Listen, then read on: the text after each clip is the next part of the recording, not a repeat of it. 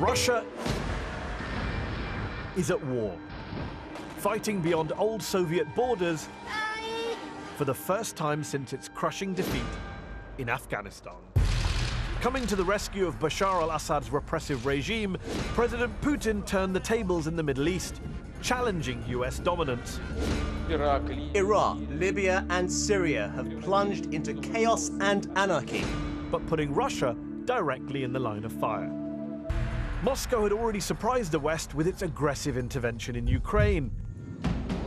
And with Crimea now firmly under its control, Russia is flexing its muscles again. But has Putin bitten off more than he can chew? Russian aggression is a threat to the global order, to the European security, and is a threat to NATO member states.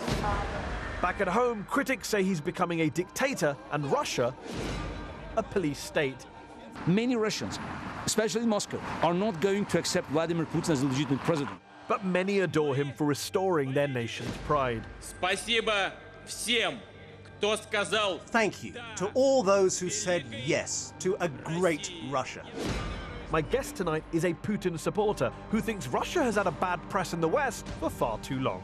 It is the West who pushed Russia to the corner, and now Russia has shown the red line. I'm Mehdi Hasan, and I've come here to the Oxford Union to go head-to-head with Natalia Narochnitskaya, the Russian ultranationalist and former politician.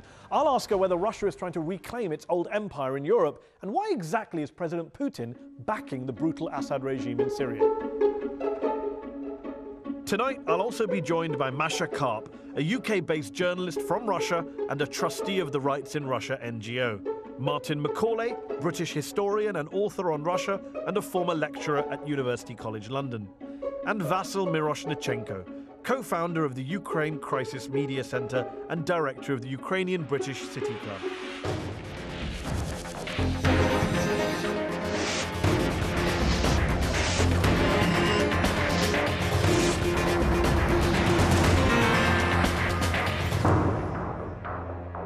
Ladies and gentlemen, please welcome Natalia Narochnitskaya. Narochnitskaya was a representative of the Motherland Party and vice chairman of the Russian Parliament's Foreign Affairs Committee. She currently heads the Institute for Democracy and Cooperation, a conservative think tank based in Paris. Natalia, Russia opposed the West's military interventions in Afghanistan, in Iraq, in Libya. They said it would destabilize the region. They said they would lead to more extremism. And yet, when Russia's only ally in the region, Bashar al-Assad, is in trouble, Russia then sends in its own warplanes, its own bombers. Is that not the height of hypocrisy on Russia's part? No, it is not. But of course we understand that after already 3 pillar states of the Middle Eastern equilibrium, which is proven to be so fragile now, were ruined, like Egypt already, then Libya, Iraq. There is such a chaos and turmoil that if you crush the Syrian state, then there will be such chaos which will endanger not only Europe, like it is doing already now, but Russia too. So we are not at all such fans of Bashar Assad. We know that... You say you're not a fan of Bashar al-Assad. You said that Syria was a wonderful secular state and that the only, quote, proper army in a sovereign state resisting ISIL is the Syrian army and Assad. The problem for you, surely, is that many analysts, most analysts would agree, that the Syrian army and Assad have helped fuel the rise of ISIL by killing tens of thousands of innocent Syrians. So if you wanted to stop chaos and violence in the Middle East, why wouldn't you first start by stopping your ally Assad from doing the killing? Well, he is not our ally. And you just arm and fund him as a favor? We do that only to restore the equilibrium in the Middle East, because the ISIL state poses much more danger to the whole world than the Syrian authoritarian regime. And we are not insisting anymore that Assad must stay by all means. And of course, now maybe you know that Russia is in contact with some parts of so-called Syrian opposition. When Americans accused us that we... The Syrian opposition say that you're bombing them, you're not bombing ISIL. Jamil al-Saleh, a Syrian rebel commander, says, "I want the world to know that the Russians appear appear to be here not to fight ISIL, but to help Assad regime exterminate the Free Syrian Army. No, I don't agree with this information, because these are the guys on the ground who are having to face your country's totally bombs. Different data about it, of course, and I have seen even the contacts with some Syrian Free Army. For instance, there are some places where part of the region is controlled by the ISIL, and another part of the city is controlled by the Free Syrian Army, and they cooperate. Isn't it ironic and tragic that in the very first month that you started bombing Syria, more than 200 Russians were killed on an airliner over Egypt, and according to the Syrian Observatory for Human Rights, in October, Russian airstrikes left 185 civilians dead, 131 ISIL fighters. So in Syria, you're killing more Syrian civilians than ISIL fighters, and outside of Syria, you're losing more civilians than ISIL fighters. No. Of course, in such a turmoil like we have in Syria, for any program, you have collect facts of some civilians killed by these forces, and another party who is participating in the debates will bring you the data that so many were killed by the other side, etc. Your foreign minister, Russia's foreign minister's solution to the Syrian conflict is for the country to have elections, for a new parliament and a new president. How do you have free and fair elections in a country in which more than half the population has been displaced by that government? Or are these free and fair elections Russian style? In this country, a lot of Syrians were displaced not by the government action, the vast majority have been displaced by the because the crimes of ISIL and extremists in the Middle East have outdone 100 times the sins of Syrian government, oh, come on. Which hasn't been, of course... Do you know that in the first 6 months of this year, the Assad regime killed 7 times as many people as ISIL did? It's not Assad who cut the heads. It's no, not Assad. He did not cut the heads, but he did drop barrel bombs on various towns and cities in Syria, killing dozens of children in marketplaces. The issue, the blood from that barrel bombs is surely on the Russian government. No, don't be so tricky so that every fact of... Did he not drop barrel bombs, Natalia? How is that tricky? You said executions. I agree with you. ISIL carry out horrible beheadings. I'm now asking you, do you also agree that Assad drops barrel bombs on towns with Russian support? Is ISIL lesser danger than him? Even if I were to agree with you that they were equal dangers, the point is no one here is defending ISIL, but you're defending Assad. They are not. I do not defend Assad because I have never been a fan of Assad. But apart in from politics, when you said he ran a wonderful secular state. When you have in Libya, of course, who can be a fan of Colonel Gaddafi? But still, girls were attending schools there and said, what is happening now? The country is totally destroyed, etc. No one's defending that. We're talking about Syria. But you want Syria to have the same plight as... Syria's already in a much worse position than Libya. No, it will be in a worse position. Millions of people have left the country. There are hundreds of thousands of dead. It's the worst humanitarian disaster in the world right now. And Russia is on one side of it. So you are going to accuse Russia of what is happening in Syria? I think I have been doing that for the past 5 minutes. Russia started it. Russia is partly responsible for going on, yes. You are arming and funding Who has started a dictator. all this? Bashar al-Assad did by killing his people. Let's bring in our panel, who have been waiting patiently to come in. Masha Karp is a Russian, a journalist, a trustee of the Rights in Russia NGO. Masha, is Putin acting in Russia's interests in intervening in Syria? Are Russians safer now because he's intervened in Syria? No, of course not, because what he is doing is detrimental for Russia, it's dangerous for the world, and the only beneficiary of it is the current Russian regime. It doesn't realize complexities of the region, it wants to stop the chaos, but obviously it only increases it. Putin actually even mentioned somewhere that he doesn't know the difference between Sunnis and Shia, and he doesn't realize that in Russia there are 19 million Muslims, nearly all of whom are Sunnis. So that just shows that he went in there just to show the West that the Russian regime can be a partner of the world. And why did he do that? Because he wanted the world to forget about Ukraine. Let me bring in Martin Macaulay, who's a British historian, former lecturer at University College London. He's written several books about the Soviet Union and about Russia. Martin, why do you think he's doing it? He's doing it because he sees ISIL as an existential threat to Russia.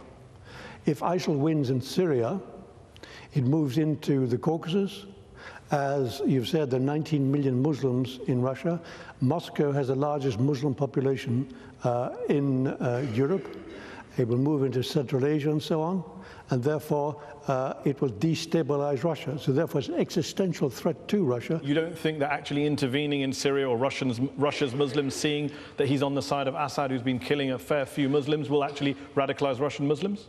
That may do so, that's a danger. But the other thing is that you have a conflict now in the Middle East in which you have a secular Assad regime and you have an Islamist ISIL regime and so on. And everyone is taking sides. Iran, Hezbollah, Russia on one side. Russia sees Assad as a temporary leader.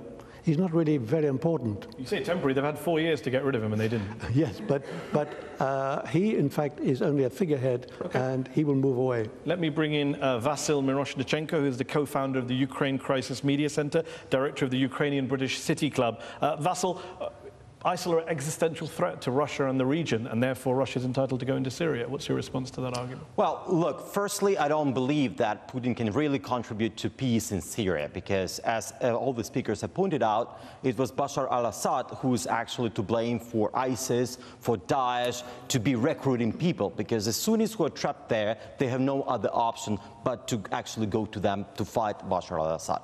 This is hybrid warfare 2.0. All he wants to distract attention from Ukraine. He doesn't care about Syria. He doesn't care about Syria. He cares about Ukraine. Well, let's talk about Ukraine. Former NATO Secretary General Anders Fogh Rasmussen and Natalia, he sat here on this show earlier this year. He sat in that very chair, and he said to me, quote, "We are pretty close to a new Cold War because of Russia's illegal actions in Ukraine." Do you agree that we're in the middle of a new Cold War, on the verge of a new Cold War? Because of Ukraine? No, I believe that we are similar to the period just before the Second World War, when there is already obvious a major danger to Europe and to the world. And the Soviet Union then proposed 100 times to have a collective treaty guaranteed the borders of countries surrounding Germany, and the West refused. That pertains to the ISIL and to the Middle East question. What about Ukraine? Of course we do care about Ukraine. My ancestors are from Ukraine, but there was a coup d'etat in Kiev. The constitution was dismissed. Even the mandate of president went to the Speaker of Parliament, whether under constitution it should go to the Prime Minister. The Constitutional Court was dismissed. Let's assume there was a coup d'etat. There's a division of opinion on that, of course, whether it was a coup or not. Crimea was taken by the Russians, annexed in violation of international law. Most lawyers would argue. Crimea the UN General Assembly. And, why do you think 100 countries at the UN condemned the annexation of Crimea? 100. Only 11 countries voted with Russia. Why do you think that is? Because it's politics. Politics 10 to 1. In the 21st century. The politics in the 21st century. It's not because that the United Nations recognizes national borders and sovereignty and says you can't just change the borders of a country. You talked about common borders. The international law, let me just finish. Okay. The international law teaches now that self-determination right is observed, but the principle of territorial integrity prevails. That's true. Only, but in a case when self-determination rights are combined with so-called, it's in the textbooks of international law, when the people maintain historical, linguistic, cultural, and other types of so on that basis, Crimea can be independent with the maternal state. So you support the idea that Crimea, on this your reading of international law, Crimea had the right to leave Ukraine and be part of Russia on the basis of self-determination? I think so. Okay, so when will Russia be holding a referendum in Chechnya and in Dagestan for those places to go independent? Let them do it. You're in support of that? You're happy for Chechnya to leave the Russian Federation and become independent or join another country? They don't want it. They don't want it, but if they did, you support Chechen independence under a referendum in which the Chechens voted yes? That depends always on how the people's will is expressed if it's expressed by the bandits and gangsters and criminals. Because there were no bandits or gangsters in Crimea, were there? There were no men in masks. No. We just imagine those people But on our if there screens. are teachers, students, engineers, doctors voting calmly on their, expressing their free will, it's different. So don't make, Chechnya doesn't want to leave Russia. They now are flourishing more than any others. After you bombed them for several years and killed hundreds of thousands of people, I guess not. When Crimea was annexed by Russia, you said that for the first time in 20 years of political life, you felt happy. The West had pushed Russia into a corner, you said, and finally Russia has shown its red line. I'm just wondering, is the red line now fixed in place, or is it going to move geographically into other areas, perhaps in the region? That's it? Or are we going to see some more redrawing of borders in that area? Russia has proven through 25 years that it is ready and absolutely tolerating Ukraine's, floating this and that, under only one condition that was shown and obvious, that Ukraine doesn't enter NATO. Ukraine didn't enter NATO. Even in September, before the Maidan started, Russia has no idea of what then happened, etc., and had no plans. Ukraine did not enter NATO. It's the West who refused, who wanted to create from Ukraine a battlefield between East and West, and it's Americans. You don't want Ukraine Russia, to join NATO. in cooperation with Ukraine, is still a superpower, but without Ukraine, with Ukraine as enemy, is no more superpower. Can I give some friendly advice to the Russian government via you? If you don't want your neighbor to join a military alliance, best not to invade and occupy part of that country, because the first thing they want to do is join a military alliance. Very good. Why are you so on the side of NATO? On the I'm on the side of NATO. Yes, of course. Maybe you should watch the show I did with the former head of NATO, where I put all these arguments to. In eastern Ukraine, are there Russian forces in eastern Ukraine? Not Russian forces. Separate Russians, yes, but not Russian forces. So it's different legally at all. So when a Russian... do you mean there are, squads on parts of the army with tanks crossing? Exactly what I'm asking. No. Okay, so when a Russian special forces soldier, Dmitry Shapnikov, tells the BBC that he and his fellow troops were in Ukraine, when captured soldier in Ukraine, Alexander Anatolyevich, identifies himself as a Russian serviceman in the Russian armed forces, what were they doing there? Sightseeing? Taking a tour? It is denied. It is denied by? By officials. Do you agree with them? I quite agree, but I believe that there are some Russian soldiers, of course, and officers. I don't deny that. But legally, every country, when it's helping the situation according to the interest and according to the appeal, they do it legally correct. But it's not illegal for Russian soldiers to be in Ukraine, under any reading of international law. Was it legal for American specialists in all places where they have been? Was it legal for Americans to be in Iraq? No. Okay, good. Back to the question. Was it illegal? Is it legal for Russian forces to be in Ukraine? There are no forces. Don't use the term forces. Okay, let's bring the panel in. Vasil, respond to some of what you've heard from Natalia. Well, I think this is a very clear example of the Russian hypocrisy, because there were so many references to international public law, which Russia has blatantly violated. The Budapest Memorandum, most importantly. So Russia has actually undermined the entire security system in Europe, and actually Europe and NATO are under threat. The whole system was undermined. And I think this is actually what Russia is good at doing. This is aggression abroad, oppression at home. Land-grabbing operation in Crimea was one of those cynical operations. Look, Crimea has many deposits of oil and gas in the Black Sea Shelf. For Russia, it was actually an existential threat if Ukraine developed its own oil and gas resources. So they just grabbed Crimea. You see what's going on. In the Budapest Memorandum, this is the 1994 agreement. 1994 agreement, there is no brackets, no asterisk, no footnote that if Russia does not like Ukrainian government, they can attack Ukraine. Martin, is Russia in defiance of international law in what it's doing in Crimea, in eastern Ukraine? It depends how you define international law, because international law is based in English law and American law. In other words, there's a Western concept which has dominated the world since 1945, and Russia does not accept certain tenets of that law, nor does China. Russia didn't plan the takeover of Crimea. It was opportunistic. The Maidan, the EU demand to Yanukovych, choose between us and Russia. started the Maidan, when he chose Russia, started the Maidan events, and then the opportunity was there for Russia to intervene in Crimea. Masha, do you want to respond I just to that? didn't quite understand who started the Maidan, because I think that's a very typical thing of the Russian government and its supporters, that they do not realize that ordinary people can protest, can do revolutions, can try and fight the governments they don't like. The Russians always think that there is Washington somewhere behind it.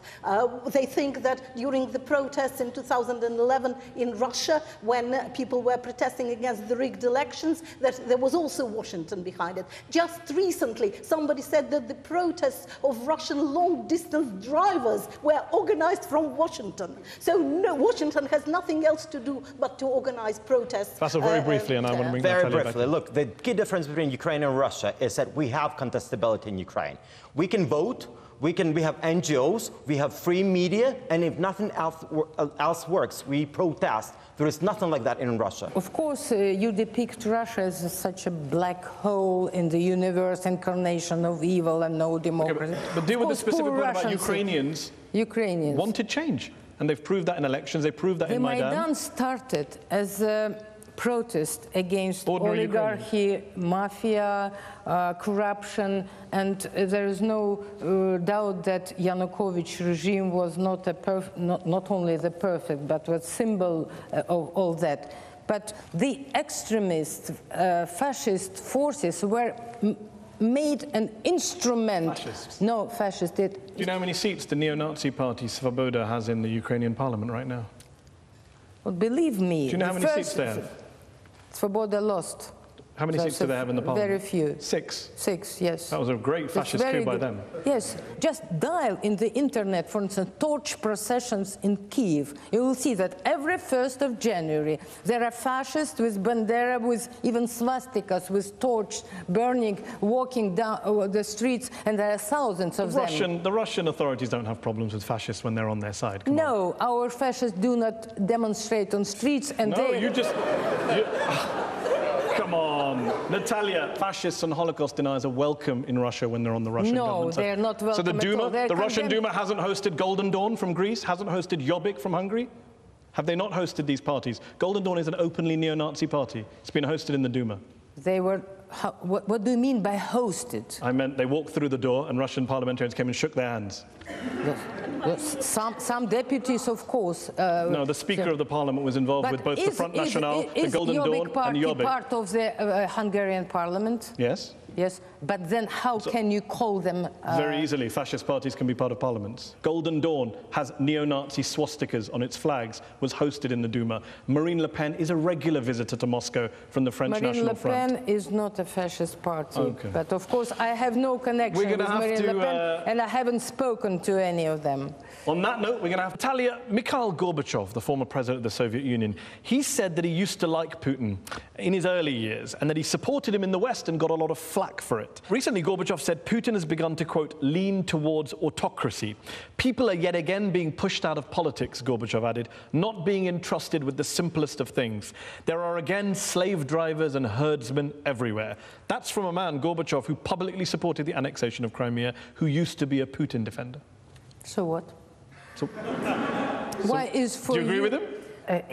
His opinion is, well, I couldn't care less about his opinion. Fair enough. You know? But deal with the underlying critique. So I have been in politics for 25 years, and the worst undemocratic rule was Yeltsin's rule, because, for instance, during the time of his coup d'etat, when they dismissed and shot the legitimate parliament, he banned all the newspapers and TV programs who might produce some opinion against this act before they even had time to publish anything. There was no discussions. So you must, in the West, have at least no double standards. Okay, people who don't deal in double standards, human rights groups who criticize everyone. Amnesty International says since Putin's victory in 2012, 5,100 protesters and activists have been arrested. Human Rights Watch says the human rights situation in Russia continues to deteriorate with a level of anti-Western hysteria unseen since the Soviet era and a crackdown intensifying on civil society, the media and the internet. But, you know, Russia is a normal country with its sins and its virtues. And there are always something bad and something wrong. I don't like everything that is going on in our country. Okay, so deal with what I raised. I didn't raise anything about normal countries. I simply asked 5,000 protesters rounded up since 2012 arrested. Is that a good thing? Is that a normal thing? No, it's not a good thing, but we don't know what they...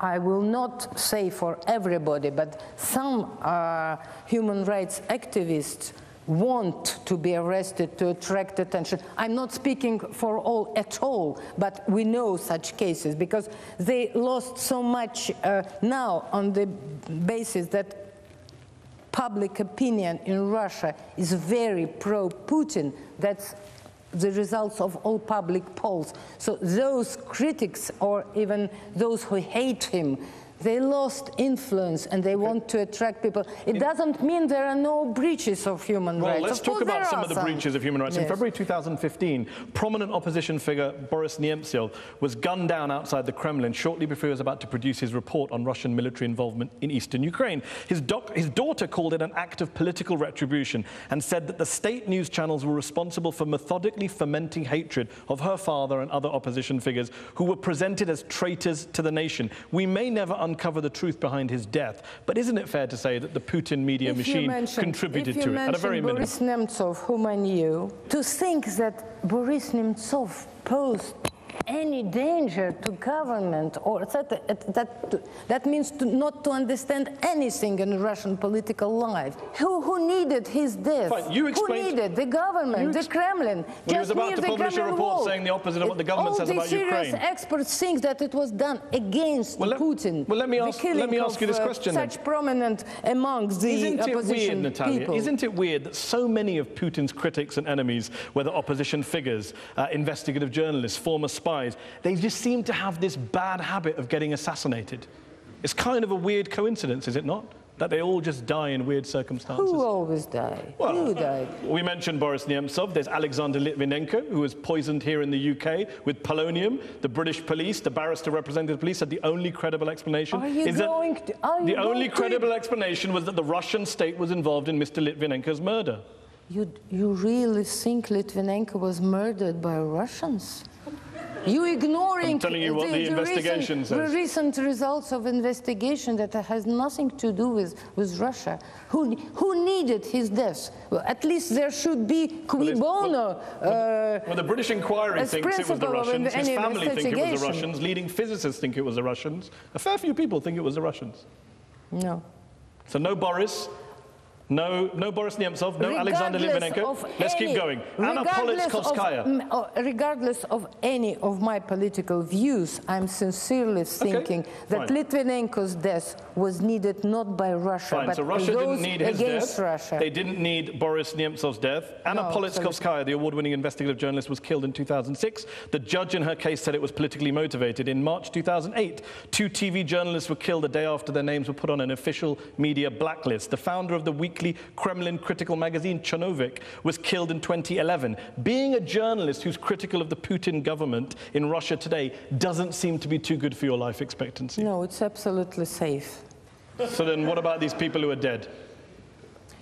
Just coincidence that you get killed a day after you're put on a media blacklist? The journalists might be killed in Russia because of their commercial things, engagements, like it was I remember in the 90s with the killing of the Vesti producer Listyev, for instance. It is proven there because... The problem you have, Natalia, is you say, on the one hand, Russia's a normal country, and then on the other hand, in most normal countries, investigative journalists, critics of the government, don't just drop dead from time to time in mysterious circumstances.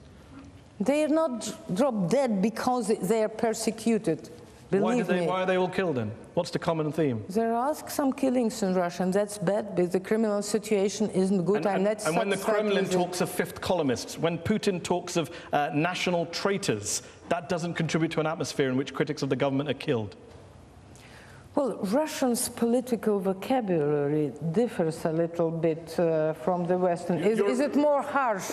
And for us, for instance, doesn't mean as much as you. For instance, like what? In 2012, 1,000 Russians who were protesting Putin were attacked by riot police and detained. Human Rights Watch called it the worst political crackdown in Russia's post-Soviet history. Are those people on the streets? Are they not your fellow Russians? Do you not worry about them? There are many opposition leaders now, and they are all... These were ordinary people, 1,000 people. They were not politicians. They were people protesting against what they thought were fraudulent elections. They were attacked. They were detained. I remember the case 2012. you're talking about. Yes. But it is proven perfectly well that they were provoking the police. And 1,000 people. You see the videos, and it's not fake. Let me go back to our panel who've been waiting to come in. Masha Karp is a Russian, a journalist, a trustee of the Rights in Russia NGO. Masha, when the president of Russia says that people are national traitors and fifth columnists, that's just how you and your people talk. Well, I was wondering about these terms, because one of the terms with which they now label Russian NGOs, particularly the ones that the government doesn't like, is foreign agent. In the Russian language, foreign agent is a spy, is somebody who a foreign state has sent to do something, to do harm for Russia. And so obviously anybody who thinks differently from the government is immediately labeled. There are over 100 NGOs in Russia today labeled like this. One of them is Memorial Society that has been all these years investigating Stalin's crimes.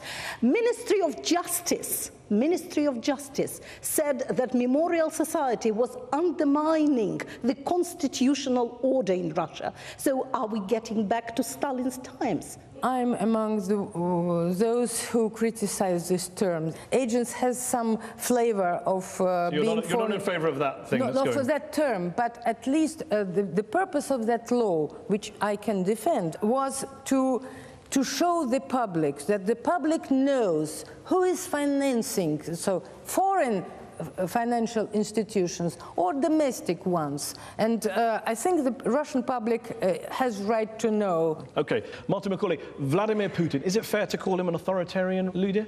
He's a strong leader, because I don't think Russia is a strong state. I don't think it's really a stable state. It's a fragile state. And you have to look at Russia. Russia and the Soviet Union collapsed twice in the 20th century, so you can't really judge Russia against England or America. When was the last time there was a revolution in America? 18th century? England? 17th century? Very stable political and legal institutions. How does that reflect on things like journalists being killed, dissidents being killed? You can have strong government without having a strong government that kills its opponents, allegedly. That would reveal that the legal institutions are not strong enough to prevent it, where the legal institutions in England, Britain, or the United States would be. They're not in that situation, so therefore blame the weak legal institutions. So you think Russia needs a leader like Putin at this stage in its history? Because the intelligentsia has gone over. They now support him. You go back to 2012, they opposed him. Many of them, now they support him, and they see him, because if he goes, there's chaos. They fear chaos. Therefore, they need a strong leader. But Masha, you would have to accept you're Russian, but your fellow Russians do like Putin. He's massively popular in Russia. He wins elections. Polls show that they support his foreign policy and domestic policy. Well, Stalin had not 86, but 99.9%. What does it tell you?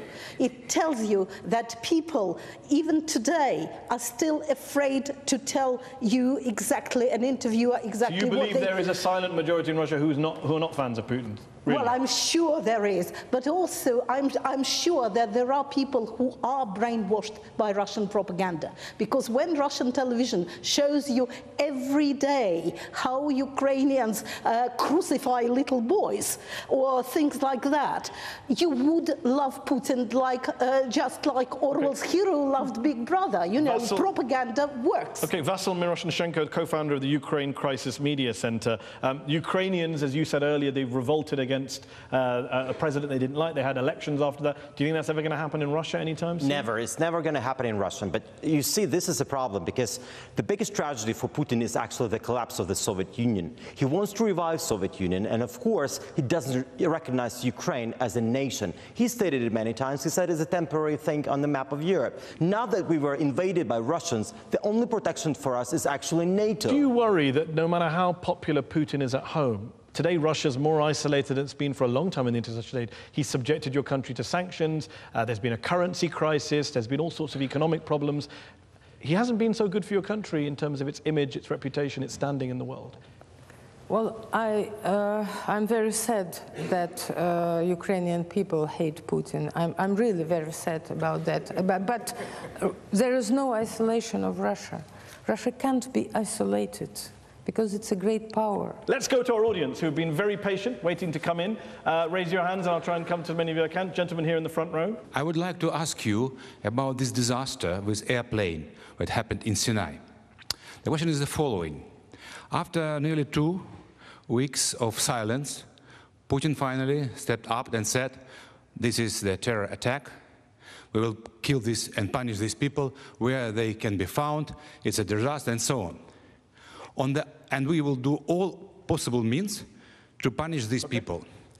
But on the other hand, when it happens with MH17, he applied all possible means to prevent punishment of the terrorists who destroyed this airplane. The Malaysian airline flight that went down over Ukraine. Yes, Malaysian one, including veto of Security Council to prevent punishment of these terrorists. So does it mean that Mr. Putin has good terrorists and bad terrorists? No, I understand. I understand what you mean. From the very beginning, Russian side was proposing to have a full commission on the to explore all the details of this Malaysian Airlines crash, etc., because nobody believed that it was Russia from Russian weapons shot down. Apart from the Dutch Safety Board. The Dutch Safety Board said it was a Russian missile. In all investigation of such kind, all real and material evidence should be collected together.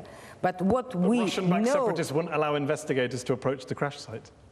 The separatists backed by Russia wouldn't allow investigators to access the crash site. Not at all. It's the other way around. That's not what the investigators say. They were neglected and they were rejected, even, and all these parts of the remnants of the plane were ignored and left there. So why did Russia use the UN Security Council veto to block an investigation of the kind you say you want? Not the investigation, because it proposed a multifaceted with all participants, but that was without Russia. They prevented Russia from that. So you think accusing Russia and preventing that. So we were all for this investigation, such a tragedy. So okay, let's go back to our audience. Gentleman here in the second row, do you want to wait for a microphone to come to you? Hello, my name is Alexander. I'm also from Russia, and I know that people support government in Russia, and Putin is a very popular figure there. So I'm wondering, what do you think is the source of all this criticism coming from? Isn't it just Western Central world tried to impose their own opinion to Russia, which is a very different country?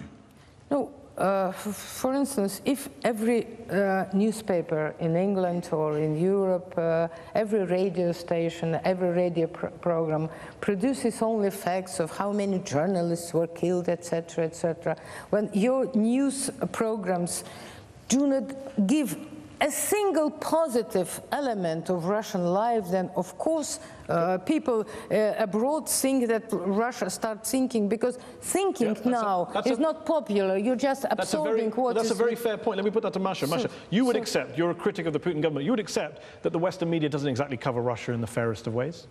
Well, I wouldn't say so. I mean, I think Western media probably doesn't go in all the detail. Western media is very superficial, but I would not say it is unfair. And I think that lots of things that are concealed from people in Russia are brought out in the West. That's what Western journalism has to do. How can one conceal now with this? We live all in information societies. Well, actually, there's massive crackdowns on the the internet in Russia, banned, Natalia, as which you know. is not Natalia, as you know, internet. there's well-documented massive crackdowns on the internet in Russia. Not everybody has internet in Russia. Guessing you don't agree. Let's go back to the audience here. Gentleman in the third row.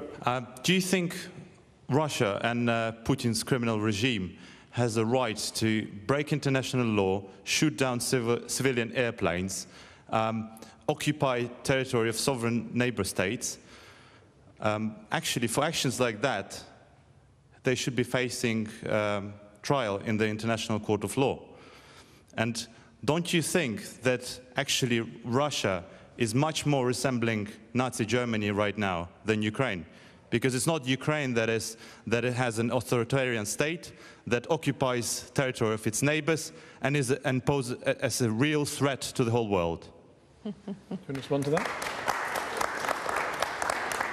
I detest anyone speaking such language against my country. I would never allow myself to use such language against official government. I was in a position to Yeltsin, but I never... Hold on. Earlier you were suggesting that extremists were behind everything that happened in Ukraine. You don't mind chucking the Nazi label, extremist label at Ukrainians, but Ukrainians shouldn't throw it back at the Russians. I said about torch processions, about fascism in Ukraine, but I never called Ukrainian government criminal regime. Okay, let's go back to the audience. Let's go to the back. Let's go, gentleman there. Yes, you. My feeling is that most of the reproach we are doing to Russia today, we could do them to China, to Israel, to many other countries.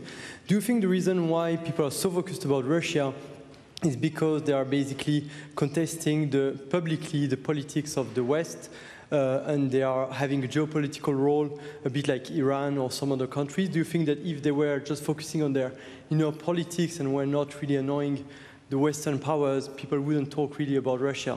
Well, not only that, but of course it's a very easy now. Human rights issues now, democracy, the state, it has become long ago an instrument of external pressure on different countries. Okay, any more questions? Gentleman here in the front row.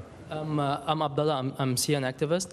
I just want to ask, after ignoring a Free Syrian Army for more than 3 years, is Russia going to recognize them in order to give the future ceasefire talk after Geneva a chance to success? What I have heard recently from the news and what I know is that Russia is ready, and not only ready, but already is in contact with some parts of Syrian Free Army and opposition, because our official position, even on Geneva talks, is to have as many participants and actors in domestic future process as possible. Lady here in the front row, then I will go back to that lady in the back. Hi, you mentioned demonization before of citizens, of Russia's own citizens, and I, as a Russian, one of my greatest sources of shame about my country is the way that it treats its sexual minorities. The rights of these minorities are curtailed, and the atmosphere that the government cultivates is one that supports and endorses the violence and aggression that they face every day. Do you believe that the Russian people deserve a right to express their love publicly, regardless of their sexual orientation? I understand. Well, that's certainly the issue, where you can't speak without being labeled immediately someone. You misinterpret, you probably refer to the law against gay propaganda, yes? But it only added gay propaganda to general sexual propaganda, which was forbidden among the minors. You can't sell books about it, you know, cartoons and pornography next to schools, etc. You can't have films. Okay, but it's not just about laws and guidelines. No. Human Rights Watch says anti-LGBT vigilante groups attacked LGBT people across Russia over the past year with little response from the police. The police turns a blind eye when people are being attacked in Russia. Your fellow Russians. No, I know that. I remember a case when this this law was adopted, all the parliament was surrounded by supporters of the law, and when the LGBT representatives came, so they were throwing eggs, foul eggs, etc.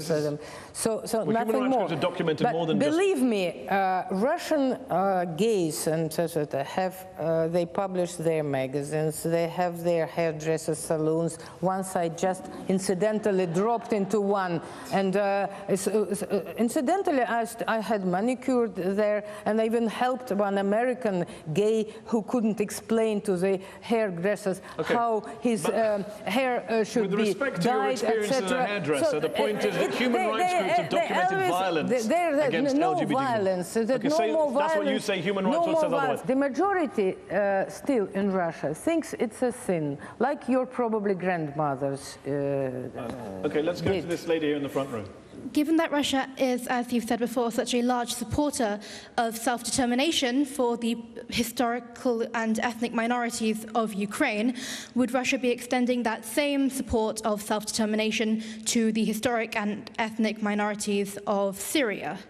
I think it's a very complex issue. I have no opinion on that, because that's why the Turkish position is so dubious and double standard, because they fear Kurd movements more than ISIL and so etc. So that is why in Geneva talks everybody agreed that Syrian state should remain. Gentlemen there, kind of keep your points as brief as possible. We're almost out of time. I wanted to ask you a question about imperialism. Russian political elites and academic elites, including yourself, like to deride the West for its alleged imperialism. Then you turn around and hypocritically use the same rhetoric that is reminiscent of sort of the worst times of Western colonialism. You know, you talk about the continuity and the restoration of the Russian Empire borders, you question the historical right of the Baltic states to independence, etc. How do you square the circle of this intellectual schizophrenia where there is this sort of love-hate relationship to imperialism? Well, I'm not schizophrenic, of course. We are not who declared the goal of restoring Russian Empire's borders. This is the first time I hear such a way. Okay, so you don't believe that Russia should be stronger or more powerful than the Soviet Union? No, Russia should be strong exactly as much as it's needed to stay Russia and nobody attacks it. Okay, we've run out of time. We'll have to leave it there. Thank you very much for coming on Head to Head here in the Oxford Union. Thanks to our panel for joining us and contributing. Thanks to our audience here in the Oxford Union. Head to Head will be back next week here in the Oxford Union. Good night. Thank you.